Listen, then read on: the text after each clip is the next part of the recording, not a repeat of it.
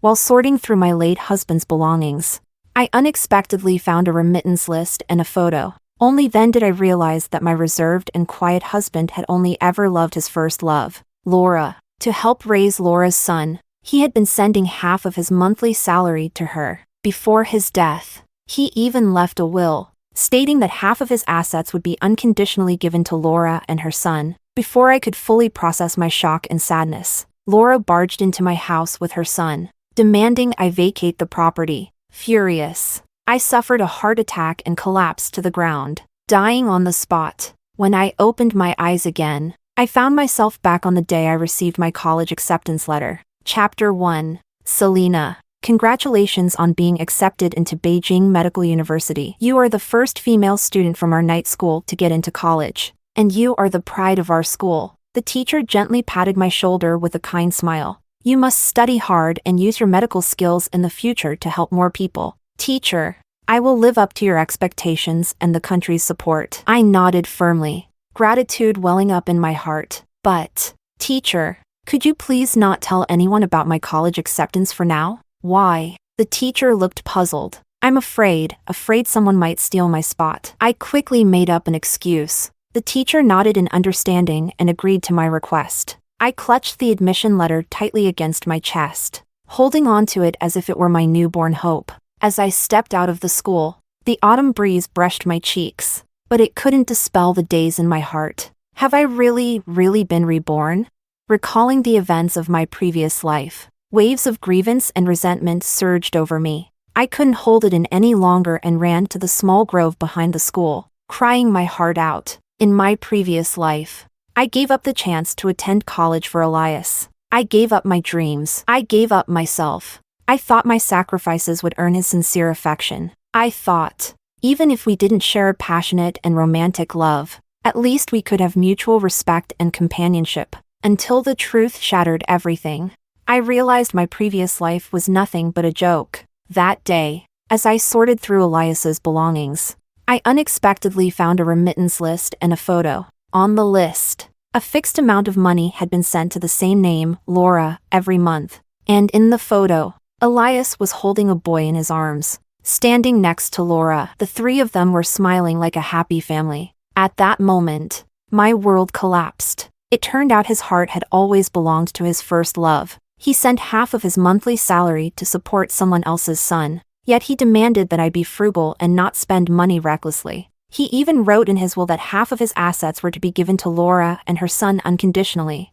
And me, his wife of 50 years, was left with just one sentence: don't make things difficult for Laura and her son. Before I could recover from the shock, Laura barged into my home with her son and daughter-in-law, full of arrogance. Selena, you'd better move out quickly. This house is ours now. Laura's sharp voice still echoes in my ears. Her son and daughter-in-law looked down at me with disdain and contempt in their eyes. Mom, why waste so many words on her? Just throw her stuff out, her daughter-in-law said arrogantly. You. I was trembling with rage, my heart seizing with pain. Everything went black, and I collapsed to the ground. When I opened my eyes again, I found myself back on the day I received my college acceptance letter. I was overwhelmed with joy. I was overwhelmed with excitement, since heaven has given me the chance to live again. This time, I will never repeat the same mistakes. I will live for myself. I will walk a path that has no Elias in it. Chapter 2. The first thing I did when I got home was to carefully store away my college admission letter. In my previous life, I had been ecstatic when I received the letter, eager to share the good news with Elias. He didn't show a trace of joy. Instead, he looked a little sad and said, Selena, don't go to Beijing. Your family needs you, and I need you too. At the time, I thought he didn't want to be apart from me. I was deeply moved and foolishly gave up my chance to go to college. It's only now, living this life again, that I understand. He didn't need me. He just needed someone who could take care of his family chores. Someone who could dutifully look after his aging parents. I stared at the calendar on the table. 1 month. In 1 month, I could leave this place and start a new life. As I picked up the calendar, I noticed a piece of paper tucked underneath. I unfolded it and examined it closely. To my surprise, It was the marriage application Elias was supposed to submit to his unit. Wasn't it supposed to have been filed 6 months ago? Why wasn't it? Oh, I remembered. 6 months ago was the day Laura arrived with her son to seek Elias's help. The moment he heard the news, he rushed to the station to pick them up. How could he have had the mood to file the marriage application? And I, like a fool, happily stayed home that day, preparing a lavish meal to celebrate with him. But I waited from morning till night. When he finally returned, he told me he had to work overtime. It's only in this life that I've realized he lied. That night, he must have been busy settling Laura and her son. I stared at the marriage application, suddenly feeling a wave of irony. It had no reason to exist anymore. I struck a match and burned the ridiculous document. The scarlet flames danced, as if mocking my stupidity in my previous life. Just then, the door creaked open. "Selena, did you make the chive and pork dumplings I asked for? Lucas is hungry." It was Elias's voice. He walked in, followed by Laura and her son, Lucas. Chapter 3. Elias covered Lucas's nose, frowning deeply as he looked at me with a face full of reproach. "Selena, what are you burning? Aren't you worried about the smoke affecting Lucas?"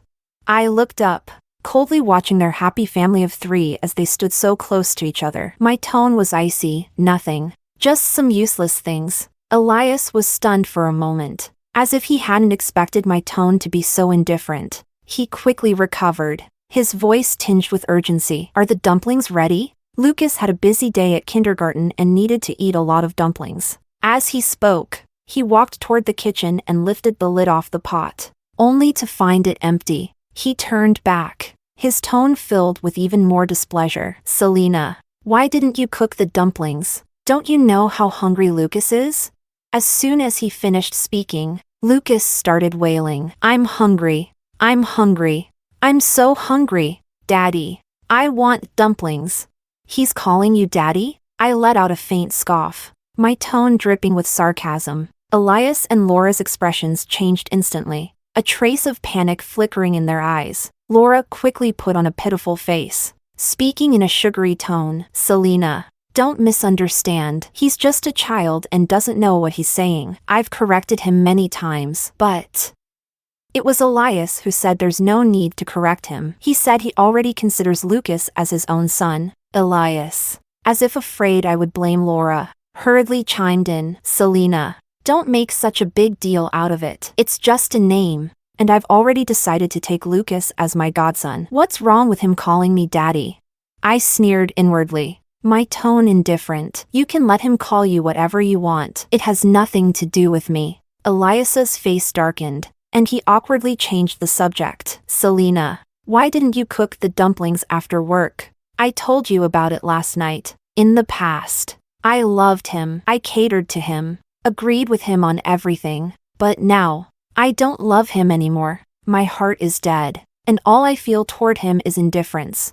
I said coldly, "I'm tired today. I don't want to cook. If you want to eat, do it yourself." "What? If I don't cook, will you starve to death?" They stared at me in shock, as if they couldn't believe those words had come out of my mouth. In the past, even if I was unhappy, I wouldn't show it openly. I would silently endure it. But now, I won't wrong myself anymore. I turned and walked toward my room, ignoring them. Behind me, Elias called out, "Selena, you." Chapter 4. Laura's voice was soft and weak, like a poison needle wrapped in honey. "Selena, I know you don't like me. I won't come here anymore." As she spoke, her eyes turned red, and she looked as if she was about to cry. She picked up Lucas and turned to leave, her steps deliberately faltering, as if she could barely walk. I watched her retreating figure and let out a cold laugh. In my previous life, I had been completely deceived by her fragile, innocent act. After Elias escorted them out, he returned, looking at me with a face full of displeasure.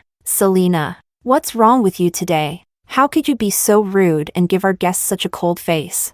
I lay on the bed, motionless, not even bothering to lift my eyelids. He sighed and walked to the bedside, his tone softening a little. "Selena, there's nothing between Laura and me. Can't you stop being angry and misunderstanding?" Don't let your thoughts be so dirty. Seeing that I didn't even look at him, he seemed a little anxious and explained further. Yes, I admit I once liked Laura, but when she chose to marry Mario, she became just my sister-in-law in my heart. The only thing between us is a friendship forged through hardship. After a moment of silence, he continued, I've told you many times before, if it weren't for Mario sacrificing his life to save me, Laura wouldn't have lost her husband, and Lucas wouldn't have lost his father. I owe them. It's my responsibility to protect and take care of them. You, as a military wife, should understand me and support me. Laura's husband, Mario, and Elias were like brothers. They enlisted together and both fell in love with Laura,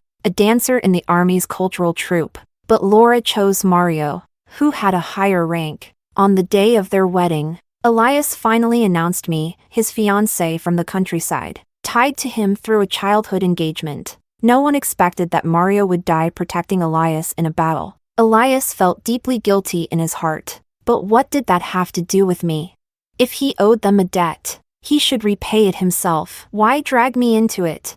In my previous life, he took my food stamps, the quilt I had sewn, and even the fabric I hadn't yet cut, and gave them to Laura without my consent. When I cried and told him those things were mine and that I needed them too, he told me to be generous, to be compassionate, or else I wouldn't be a proper military wife. And now he dares to call my thoughts dirty? Ridiculous! Anyone in the neighborhood could see how close Elias and Laura were, their relationship ambiguously intimate. After work, Elias wouldn't pick up his fiancée and me, but would instead go to Laura's workplace, escorting her home with her son. They'd laugh and chat along the way, looking so much like a family of three to anyone who didn't know better. Elias would even invite them over for meals. I cooked. I washed the dishes. The moment Laura and her son arrived, they'd sit at the table and start eating. I was nothing more than a free maid. The neighbors hinted time and again that I should be careful of Laura or risk divorcing Elias sooner or later. Forget it. Telling him all this now would be pointless. This man, I no longer want him. He's not worth my time or energy. I looked up and said flatly, I'm not angry, and I didn't misunderstand. I'm just really tired and don't want to move. Chapter 5. When Elias heard me say I wasn't angry and didn't misunderstand, he visibly sighed in relief, a look of post-crisis joy spreading across his face. Selena, it's good that you're not upset. If you're tired, just rest. I'll make dinner, he said eagerly, turning and heading into the kitchen. I lay on the bed, staring at the ceiling, silently planning my trip to Beijing. The smell of dinner wafted into the room, pulling me out of my thoughts. Selena, dinner's ready, Elias called from outside the door. I got up and walked to the dining table. The simple meal of 2 dishes and a soup felt oddly unfamiliar. In my previous life, we had often sat like this across from each other. Back then, my eyes were filled with love for him. But now, there was only indifference.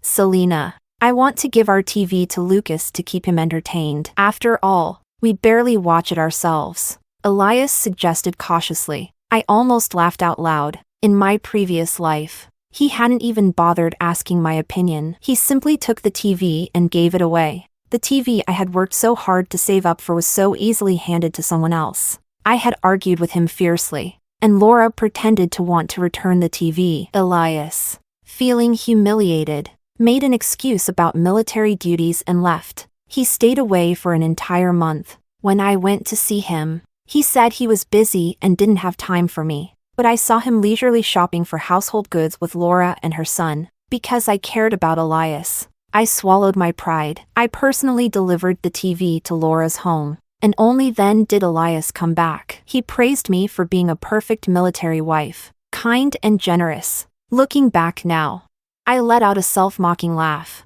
I wanted to slap myself. Selena, what are you laughing about? Elias looked at me, puzzled. Nothing. I restrained my smile. If you want to give the TV away, that's fine, but Laura needs to pay me 100 yuan for it. His expression immediately darkened. I knew he was about to lecture me about not being generous or compassionate. When we bought the TV, it cost 400 yuan. You paid 300, and I paid 100.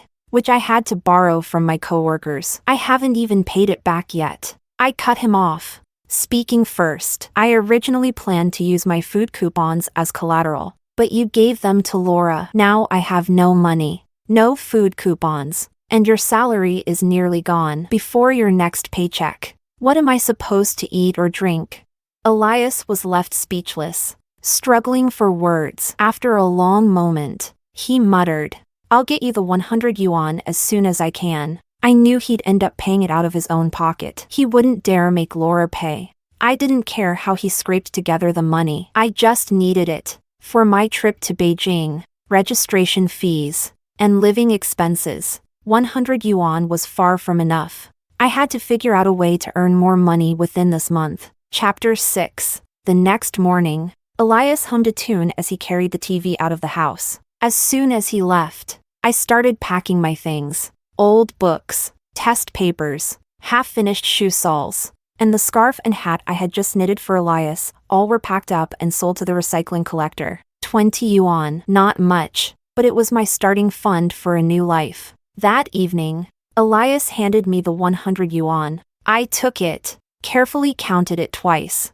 and then, satisfied, tucked it into my pocket. "Selena, doesn't it feel like something's missing at home?" He looked around, puzzled. "No, nothing's missing." My tone was calm, as if nothing had happened. "What about our photo?" He pointed to the empty spot where the frame had hung on the wall. "Oh, I accidentally broke the frame, and the picture got dirty. I'll reframe it later," I said casually, making up an excuse. In reality, I had cut my half out of the photo. We weren't a couple, and that picture only disgusted and annoyed me.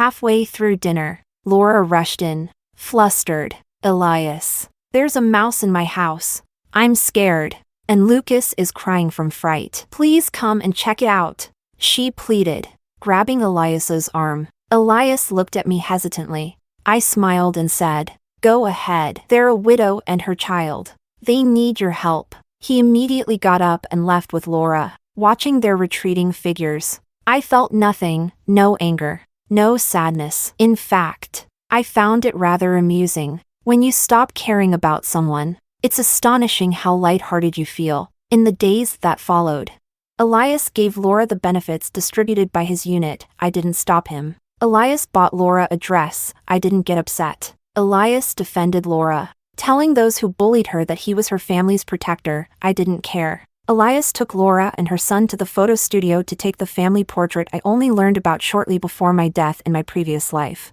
I didn't barge in or interfere. I just smiled and quietly watched it all unfold. My calmness, however, made Elias uneasy. "Selena, why don't you get angry anymore?" he asked. "Why should I be angry?" I countered. "They're a widow and her child.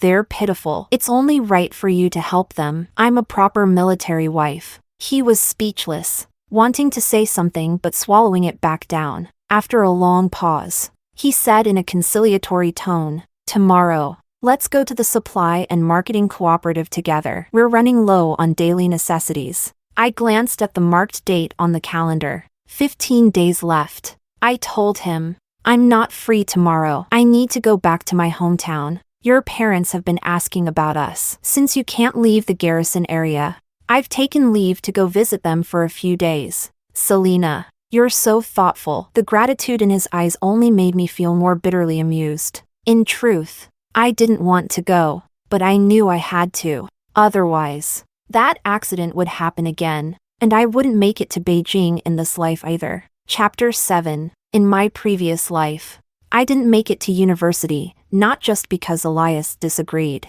but for another reason as well. His father suddenly had a relapse of an old illness. His mother, believing in an old folk remedy recommended by the village elders, went up the mountain in the pouring rain to gather herbs. She ended up breaking her leg. At the time, I considered myself part of their family, their daughter-in-law in all but name. When I heard the news, I was as anxious as an ant on a hot pan. Before Elias even said a word, I had already packed my bags, ready to return home to care for his parents. They say broken bones take 100 days to heal. By the time I had nursed his mother back to health, Classes at Beijing Medical University had long since started. How could they possibly accept a student who was 2 months late?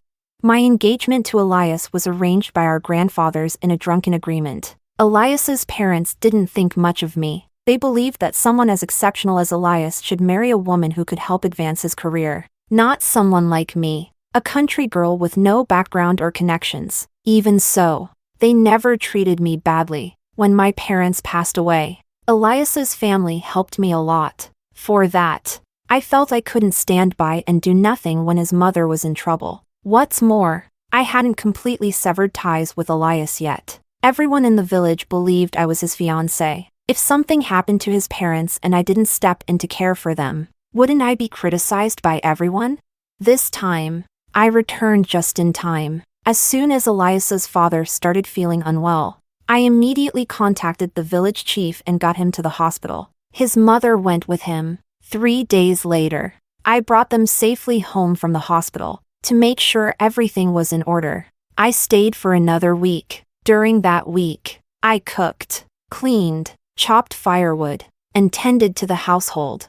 I also bought them a lot of daily necessities. When I left, the elderly couple kept praising me as a wonderful daughter-in-law. I smiled and said nothing, but in my heart, I thought, being your family's daughter-in-law is too exhausting. I won't do it in this life. 4 days. In just 4 days, I could start my new life. Chapter 8. Taking the long-distance bus back home took another day. When I arrived and opened the door, the scene before me froze me in place. Elias was holding Laura tightly around the waist, and Laura's arms were wrapped around his neck. The two of them stood intimately, like lovers in the throes of passion, even though I had completely given up on Elias after my rebirth. Seeing this still stirred a surge of anger within me, especially that red dress Laura was wearing. It was glaringly offensive. That dress. I had once stopped in front of a store window, admiring it for a long time. Elias had told me he'd buy it for me as a birthday gift. Now, it was on another woman. Whether it's the gift or the man, I don't care anymore. My sudden appearance had clearly interrupted their moment. Elias's face showed a trace of panic as he hastily pushed Laura away. Laura stumbled, nearly falling. Her gaze met mine with a mix of smugness and provocation, as if declaring her victory. Selena, you're back. Elias's voice trembled slightly, and his eyes darted away, not daring to meet mine. It's not what you think. He struggled to explain but didn't know where to start. Laura, in her usual delicate manner, chimed in. Selena, don't misunderstand. I accidentally stepped on a toy on the floor and almost fell. Elias was just helping me. As she spoke, she lowered her head to smooth out her skirt, looking pitiful and innocent. I looked at their clumsy performance with a blank expression, finding it utterly ridiculous. Understood. No misunderstanding. I calmly replied with 6 simple words, my tone so even that it revealed no emotion. My reaction seemed to catch Elias off guard. He frowned deeply, looking at me with what seemed like a hint of sorrow. He grabbed my arm, as if he wanted to say something, but hesitated. Just then, a cheerful child's voice broke the tension. Daddy, Mommy, look! Do you like the boat I made? Lucas ran over to Laura, holding a folded paper boat in his hands, his face alight with excitement. My gaze fell on that paper boat, and my pupils suddenly contracted. That paper, why did it look so much like my college admission letter? Could it be? Could it really be? Chapter 9. My heart began pounding wildly as a surge of intense anger and panic swept through my entire body. I snatched the paper boat out of Lucas's hands. Lucas burst into loud, wailing sobs, tears and snot smearing his face. Elias immediately picked him up, gently patting his back. Lucas, it's okay. Don't cry. Don't cry. Laura, while tenderly wiping her son's tear-streaked face, shot me a venomous glare. Selena, no matter how much you can't stand me, you can't take your anger out on Lucas. He's just a child. What did he ever do wrong? At that moment, all my attention was focused on the piece of paper. Their voices were like the buzzing of mosquitoes, and I automatically tuned them out, unfolding the paper boat. I took deep breaths, trying to calm myself. Thank goodness, it wasn't my college admission letter, but my nerves remained on edge. I immediately turned and went to my room, crouching under the bed. After rummaging for a few moments, I pulled out the hidden admission letter. Seeing it was intact, I finally let out a long breath of relief. I quickly stuffed the admission letter into my shoulder bag. Until I reported to Beijing, I had to ensure the safety of that letter. Selena, go apologize to Lucas. Elias's low, reproachful voice reached my ears. I turned my head to see the family of 3 standing in the doorway. Lucas's tear-streaked eyes glistened. His little face flushed red. He sniffled and hiccuped, clearly waiting for me to apologize. But I felt no guilt, even though the paper boat wasn't made from my admission letter. Lucas had torn up my work notebook without asking for permission. Shouldn't I be angry about that? Before I could question them, Lucas shouted at me, "You're a bad auntie. A stinky auntie. I hate you. I hate you. Daddy, kick this bad auntie out of our house," he cried, clinging tightly to Elias's neck. Chapter 10. Laura hurriedly covered Lucas's mouth. "He's just a child talking nonsense. Selena, don't take it to heart." She smiled apologetically, as if her venomous glare earlier was just my imagination. It was only then that I noticed my room, what was supposed to be my space, was now filled with Laura and her son's belongings. Bright red peony-patterned bedsheets, a jar of face cream on the dresser that I had never been able to afford, and scattered toys littered the floor. I thought back to the living room, where Laura's floral dress lay unfolded on the sofa, alongside her son's little sailor suit. Where were my things? I looked around. The cozy room I had once carefully decorated was now completely unfamiliar. It felt as if I, Elias's supposed fiancé, was just a guest intruding on someone else's home. A wave of indescribable absurdity surged in my heart. Elias looked flustered, avoiding my eyes as he scrambled to explain. "Selena, here's the thing. Recently, a thug has been stalking Laura, and she hasn't been able to sleep well since you weren't home for a few days. I decided to bring her and Lucas here to stay temporarily. The thug has been caught now, and they'll be moving back tomorrow," he added quickly. "For tonight, we'll just have to make do in the same room. After all, it's only a matter of time for us. Elias and I hadn't officially had our wedding, so we didn't share a room." Laura's expression darkened for a moment at Elias's words, but she quickly replaced it with a smile. "Selena, we'll just stay one more night, and tomorrow I'll make sure to restore your room to the way it was before we leave." I knew she had no intention of leaving. I even suspected that the so-called thug was someone she had hired herself. Then, suddenly, she burst into tears. "If Mario were still here, my son and I wouldn't have to trouble Elias like this. Selena, don't worry, we'll never bother Elias again, no matter how hard it gets for us." Her words were designed to tug at Elias's heartstrings. "Laura, don't say that. Mario was my brother, and you're my sister-in-law. Besides, he sacrificed his life to save me. It's my responsibility and duty to take care of you and your son. Selena has a kind heart. She understands me." Chapter 11. I didn't understand. Nor did I want to. "Where are my things?" I asked coldly, my gaze fixed on Elias. "They're in my room." He led me to his room. "Check if everything's there." I glanced around and nodded. "Everything's here." "Really? Then why do I feel like some of your things are missing?" Elias asked curiously. "What about the soles you were stitching?" I was planning to replace mine. How rare, it seemed he had noticed something was missing. "They were ruined, so I threw them away. If you need new ones, buy them yourself." "Selena, you," Elias frowned, his tone carrying a trace of grievance. "You've become less cheerful." "No, I'm just a little tired," I replied blandly. He sighed and changed the subject. "How are my parents?" "They're fine. Just missing you," I answered lightly. "I want to visit them too, when things aren't as busy in the unit. We'll go back together to see them," he said with a smile. Then his face turned slightly bashful. "You know, their greatest wish is to have a grandson. So, we should fulfill their wish soon." "A grandson?" "Ha, in my previous life, I had a miscarriage and couldn't have children. In this life, if they want a grandson, they can go to Laura for that." "Selena, I have something for you." He pulled me to sit at the edge of the bed, then took 2 tickets out of the drawer. "You've always wanted to see a movie, Haven't you? The day after tomorrow is your birthday. Let's go watch one together, he said gently, his gaze holding a hint of an attempt to please me. In the past, I had always wanted to experience something simple, like a normal couple, buying 2 sodas, holding hands, and going to the movies together. But Elias always said he was too busy and didn't have the time. In my previous life, up until the day I died, we never went to see a movie together. And now, he had gone out of his way to buy tickets and wanted to take me to see one. How ironic. 3 days from now will be my last day here. Fine, I'll go.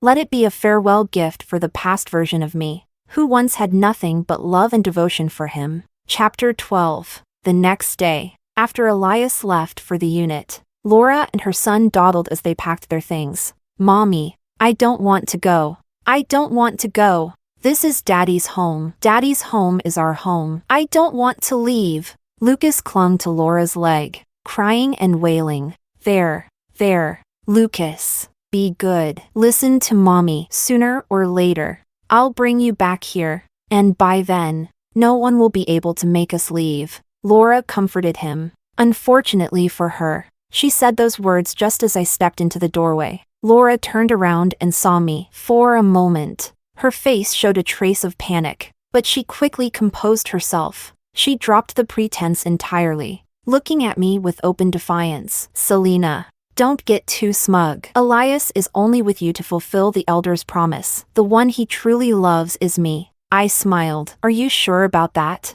Laura froze for a moment. Elias told me we're getting married at the end of the year and will be hosting a big wedding banquet. I lied calmly, with just a hint of subtle smugness. Laura's expression changed slightly. Not only that, I continued. He even bought 2 movie tickets for us to watch Romance on Lushan Mountain together the day after tomorrow. Romance on Lushan Mountain was a smash hit in the 1980s, a love story that was incredibly popular. With tickets nearly impossible to get, everyone wanted to see it. I knew Laura must have wanted to watch it too. Sure enough, jealousy flashed in her eyes, but she said stiffly, "What's the point of watching a movie? It's such a waste of money." I shrugged, smiling dismissively. "Let's go," Laura said, pulling Lucas as she hastened to pack her things. After much dragging and stalling, the 2 of them finally moved out. Not long after, I left the house as well to buy a train ticket. I bought a ticket for the earliest train.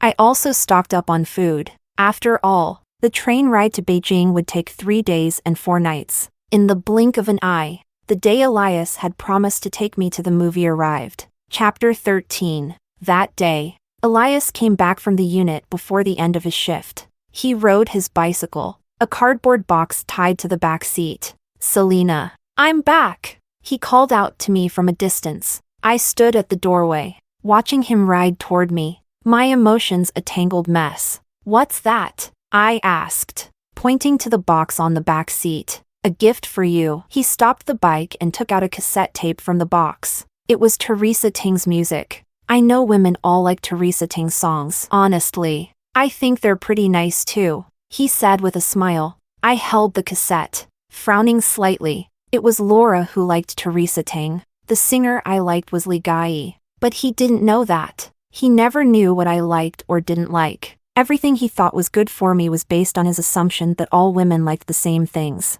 What Laura liked, he assumed I would like too. "Let's go eat," he said, taking my hand. We went to a state-run restaurant. He ordered a bowl of longevity noodles and a few dishes from our hometown. "From now on, every year on your birthday, we'll go out to eat," he said. I silently ate my noodles, saying nothing. In my previous life, he had said the same thing, but later, he never truly spent a single birthday with me. After dinner, we walked to the cinema. The movie was starting in 10 minutes. Elias noticed other couples holding buckets of popcorn. "Want some?" he asked me. I shook my head, but he bought it anyway. Just as he returned with the popcorn, Laura appeared. She looked flustered and grabbed Elias's hand. "Elias. Lucas, he has a high fever. He's burning up. Can you take us to the military hospital?" she said, her voice trembling with tears.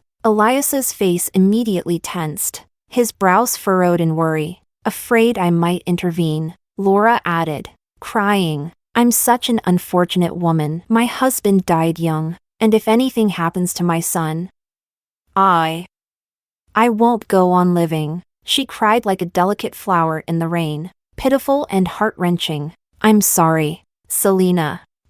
Elias glanced at me, his hand clutching the 2 movie tickets as if they weighed 1,000 pounds. Go ahead. Lucas's safety is more important, I said with a calm smile, my tone indifferent, as if it had nothing to do with me. Selena, hold on to the tickets. When the movie starts, go in first. Leave 1 ticket at the front desk. I'll come back to join you as soon as I've taken them to the hospital, he explained hastily. I took the tickets and nodded. Elias turned and left with Laura. Chapter 14. I knew that once Elias left, Laura wouldn't let him return easily. Watching his departing figure, I softly said, goodbye, Elias. I returned home, brought out the luggage I had already packed, and went to a hotel near the train station. I had a peaceful night's sleep. At 5 in the morning, I got up, washed up, and had breakfast. Then I headed to the train station with my luggage. After passing the ticket check, I boarded the train heading to Beijing. The sound of the train starting, its chug-chug-chug rhythm, felt like it was repeatedly reminding me, Selena, your new life is about to begin. Chapter 15. When I arrived at Beijing Medical University, I enrolled smoothly, settled into the dorms without issue, and began my new life seamlessly. I had chosen pharmaceutical research as my major and devoted nearly all my time to studying and experiments. Before I realized it, half a year had passed. I thought I would never see Elias again, but unexpectedly, he showed up outside my dormitory building. He looked utterly worn out, with none of his usual vigor. His head and arms were wrapped in bandages, and it was clear his injuries had not fully healed. What had happened to him?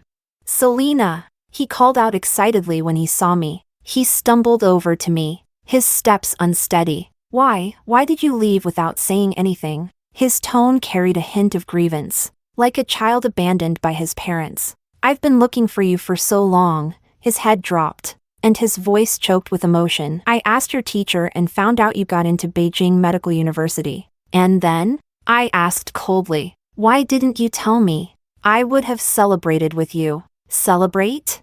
I laughed, not understanding my reaction. He continued. I planned to come to Beijing to find you, but the unit issued an emergency order, and I had to carry out a mission. I was injured during the mission and was bedridden for months before I could move again. The first thing I did was come to Beijing to find you, he said, his eyes reddening. Looking at him in this state, I felt no emotion. Go back. We have no ties to each other, I said firmly. How could we not have ties? He exclaimed in panic. We're husband and wife. You're my wife. I laughed coldly. Do we have a marriage certificate?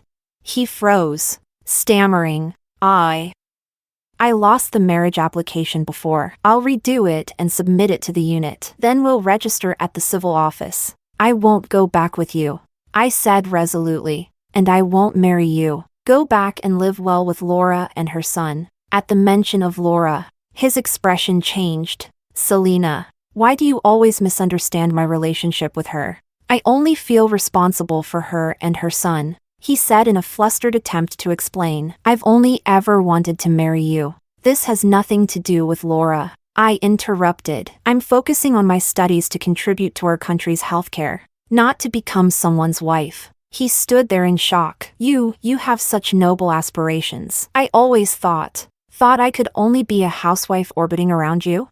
No, that's not what I meant. Elias stammered, then added, if you don't want to go back and get married, I'll apply to transfer to Beijing and marry you here. Then that's enough, Elias. I cut him off. I don't want to marry you, not because of anyone else, but because I don't like you anymore. I hope you'll stay out of my life forever. He froze, his lips trembling before he finally said, that's impossible, Selena. I don't believe you. You're lying to me. I'm not lying. Believe it or not, it's up to you. Not wanting to waste more words, I turned and walked back to my dorm. Behind me, Elias refused to give up and shouted, Selena, Wait for me, I'll definitely transfer to Beijing. Chapter 16. Elias, who had sworn he would come to Beijing, never showed up. That was fine. Without his interference, my studies became even more efficient. Later, I accidentally overheard some news about him from a fellow townsman. Elias had been highly commended for his outstanding performance during that mission and was promoted. He actively applied for a transfer to Beijing. The organization approved his request. When Laura heard about it, she cried and begged him not to leave, holding her son tightly. For the first time, Elias refused her request and formally corrected Lucas's form of address. From then on, Lucas could only call him uncle. He promised Laura that he would send part of his salary every month to help raise Lucas. But that was it. Laura agreed. Before Elias was set to leave for Beijing, she said she wanted to host a farewell dinner for him. She prepared food and wine but spiked them. The two ended up sleeping together.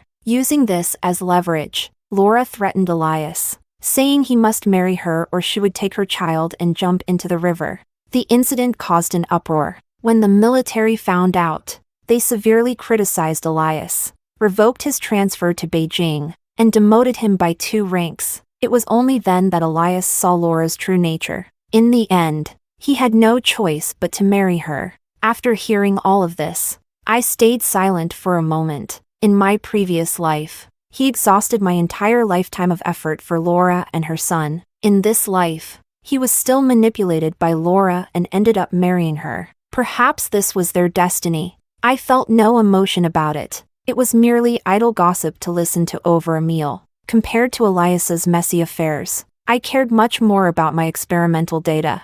I closed my lab notebook and walked to the window of the laboratory. Beijing's winter remained as dry and cold as ever.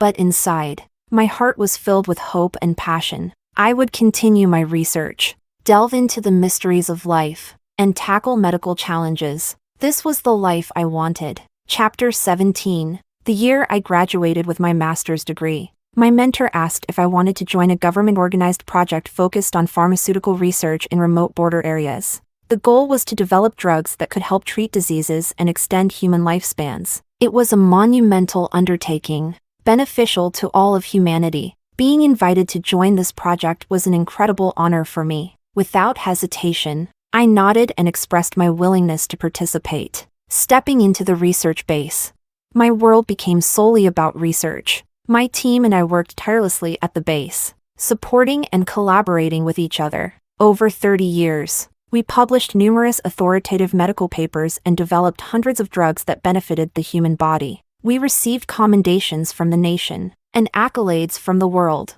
Chapter 18. 30 years passed. With the sun and moon shifting, the motherland flourished, transforming beyond recognition. Leaders from my hometown invited me back to visit and give a speech. Seeing the changes in my hometown, the muddy mountain roads had been replaced with asphalt. The old brick and tile houses had been transformed into rows of small villas, and cars were parked in front of every home. My heart was full of emotions. It had taken the tireless efforts and selfless dedication of countless countrymen to lift this nation out of poverty and into prosperity. After touring my hometown, I prepared to return to the research institute to continue my work. But before I left, the village chief told me there was someone who insisted on seeing me. Selena. He says he knows you and is determined to meet you, the village chief said hesitantly, rubbing his hands. I nodded. All right. Let's meet him. The man hobbled toward me slowly, leaning on a cane. His skin was dark and wrinkled, his clothes patched and worn. When he looked at me, his eyes were filled with complex emotions. A sense of familiarity washed over me, though I couldn't quite place who he was. He stopped in front of me, trembling, his cloudy eyes glistening with tears. Selena, you did it. You've made great contributions to the nation. His hoarse, low voice immediately told me who he was. Chapter 19. Elias. The once-spirited young man had now become a frail and elderly shadow of his former self. My heart felt a mix of emotions I couldn't describe. How have you been? What about Laura and Lucas? He smiled, a bitter, desolate smile, like the last trembling leaf on a dying tree. Laura, she's gone. Gone? Where did she go? He shook his head. His gaze hollow. I don't know. She ran off with another man and never came back. My heart sank. And Lucas? His smile grew even more bitter as cloudy tears rolled down the deeply lined creases of his face. Lucas, he's gone too. I froze, staring at him in disbelief. How could that be? He closed his eyes in pain, taking a deep breath as if trying to inhale all the sorrow within him. He got involved in gangs and was beaten to death. I never could have imagined that the boy once pampered by his mother would end up on such a tragic path. How did it come to this? I murmured, feeling lost and overwhelmed. Elias slowly opened his eyes, regret and guilt filling his gaze. It's all my fault. I didn't guide him properly. Choking on his words, he recounted his experiences over the years in fits and starts. Although he and Laura had married, their life was a constant mess. Laura would pick fights over trivial matters, and eventually, Elias chose to live at the military base to avoid the turmoil. During another mission, Elias was injured again, leaving him with a limp and forcing him into honorable retirement. Laura took his pension to invest but lost everything. Lucas, in his rebellious teenage years, fell in with a bad crowd and joined a gang, ultimately meeting his death in a violent altercation. Laura broke down, blaming Elias for being too weak to avenge their son. She took the remaining money, ran off with another man, and disappeared without a trace. Hearing all of this, I couldn't help but sigh. Looking at the broken man before me, I felt no hatred, only deep pity. Things will get better. I comforted him. Our country takes care of every citizen. He looked at me with a complex expression, silent for a long while before finally saying, Selena, thank you. I smiled and turned to leave, but he suddenly called out to me, his voice trembling as he said, Selena, I'm sorry. If it weren't for me, in your last life, you would have already shone brightly in this world.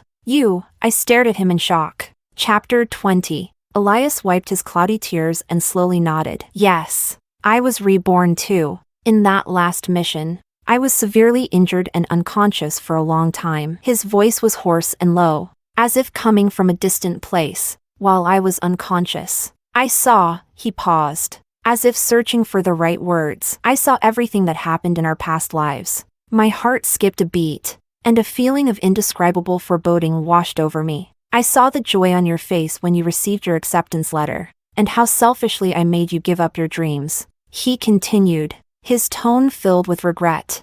I also saw what Laura and Lucas did to you after I died. His voice choked with emotion, and tears once again streaked down his deeply wrinkled face. They tried to force you out of your own home. He closed his eyes in pain, as if unwilling to relive that cruel scene. My breathing grew shallow, as if I had been transported back to that desperate moment. I saw you collapse from a heart attack. His voice trembled with guilt and sorrow. It was at that moment that I realized just how terribly wrong I had been. He opened his eyes, his gaze full of anguish and regret. I always thought that a woman should treat her husband as her entire world, supporting him unconditionally in everything he did. He laughed bitterly at himself. But I never cared about your feelings or your thoughts. I trusted Laura and Lucas without question. And in the end, I raised two ungrateful wolves with my own hands. His voice was heavy with helplessness and despair. I listened quietly, my heart a whirlwind of emotions. When I woke up,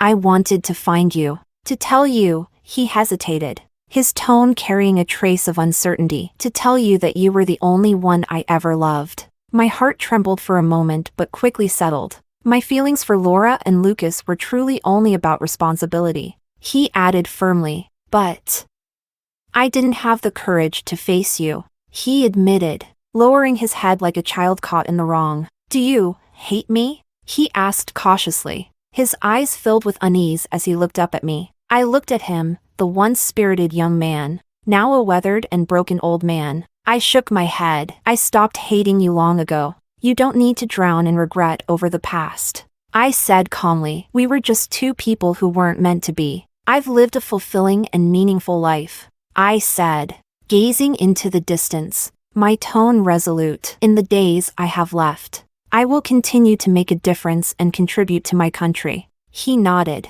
tears glistening in his eyes. I got into the car, watching my hometown fade into the distance, my heart at peace. My life continues, My research continues, and my country will only grow stronger and more prosperous.